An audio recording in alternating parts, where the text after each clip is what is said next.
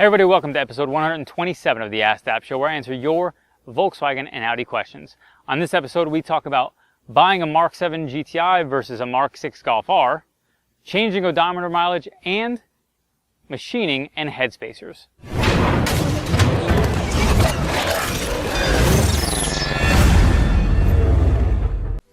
Armando via Instagram asks, I used your MK7 blow-off valve to install my valve. Everything was working great for a few days, and now the valve does not make the blow-off noise. The only thing I hear is the flutter between shifts. Any ideas? Okay, Armando, so you have a blow-off valve. You did a Forge one. You watched our DIY. First of all, glad it was helpful. And now it stopped making the blow-off valve noise and starting to flutter. So I can tell you that flutter most likely is from surge, and it's because the valve is not working anymore, and it's likely.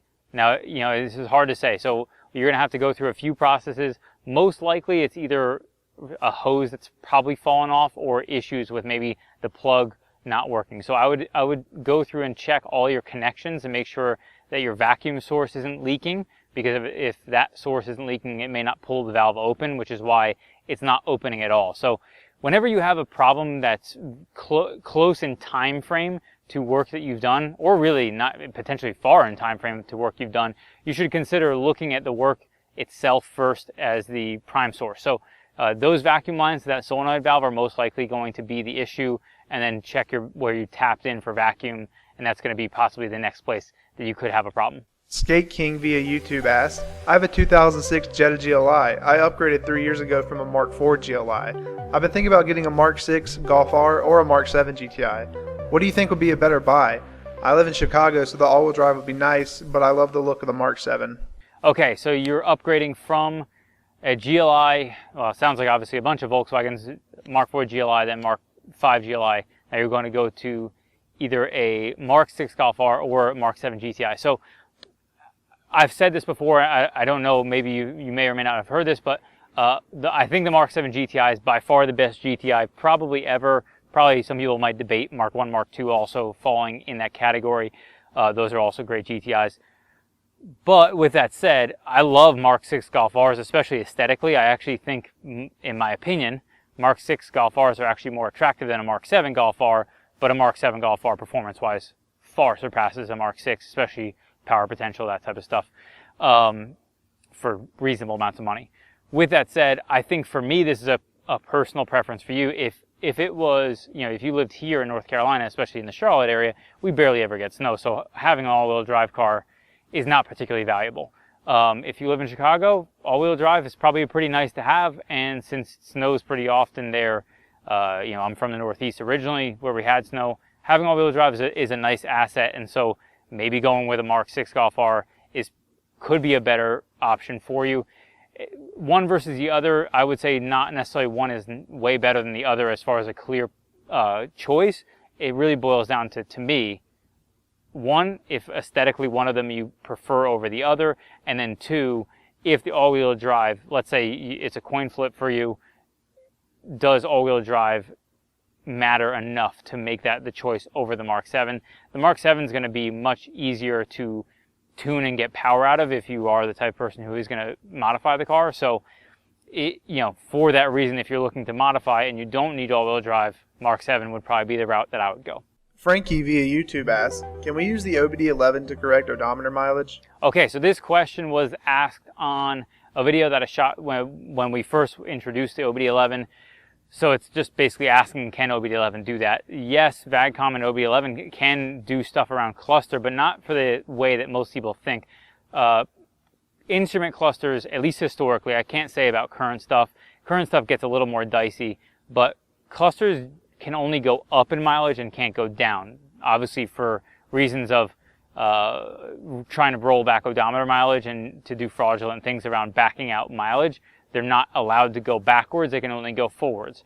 When you buy a new cluster, you can do that, but I think, and I don't know this for sure, but I believe, I would not recommend using an OBDelven or a VAGCOM for that, because I think you actually need a Gecko ID, which is basically a ID that most dealers are going to only have, to actually program the mileage into the cluster. So it's not something that I would generally mess with, and I suggest, and definitely if you're doing it for the wrong reasons, I would not recommend messing with it. Carfax alone are usually going to get you flagged anyway if you start messing with mileage, which is a great thing to protect people from getting their buying a car with rolled back mileage. So I would say don't do it for that reason. If you did have to replace an instrument cluster, my advice is to just take it to the dealer, because I don't think you're going to find an easy way to code mileage on those cars. The last car I recall, I think, personally doing was a Mark IV. There may have been Mark V. They were a little bit different, but yeah, I've been out of the dealer a little while, and on our shop side, we don't do any cluster coding of that kind. Raphael via YouTube asks, who's to blame? Because the head should have been measured on both sides to see if it was still in range. If it isn't in range, then you need a new head gasket to compensate for the missing material. If not, your compression ratio will be too high, or as it happened here, mechanical damage. Okay, so this question was asked on our video that we recently shot in the shop. It was our first episode. Good feedback on the series. While the view count wasn't crazy high, the engagement was good. So I'm pretty happy with that. It was, I think, something people liked. So, question about the 180 head. Basically, it bent the valve, and because it was machined too far into the head, and we talked about different options of fixing it. So first, a bunch of people asked about fixing it and if using a head spacer of some kind was an acceptable option. I think it is, for the reason of people use head spacers to drop the compression on their car. So you can use it for replacing it in this circumstance as well. Is it the perfect ideal repair? No, it is not, but it is going to be much more affordable than getting a new head and then getting that one all cleaned up and ready to make sure it's checked and everything else before installing it on the vehicle. So in this case, obviously, yes, the machine shop is completely at fault. For us, it's a disaster of a problem on our end because we have to eat all the labor costs of doing the job twice. Most machine shops are not going to just come out there and give you all compensation for the hours lost of that.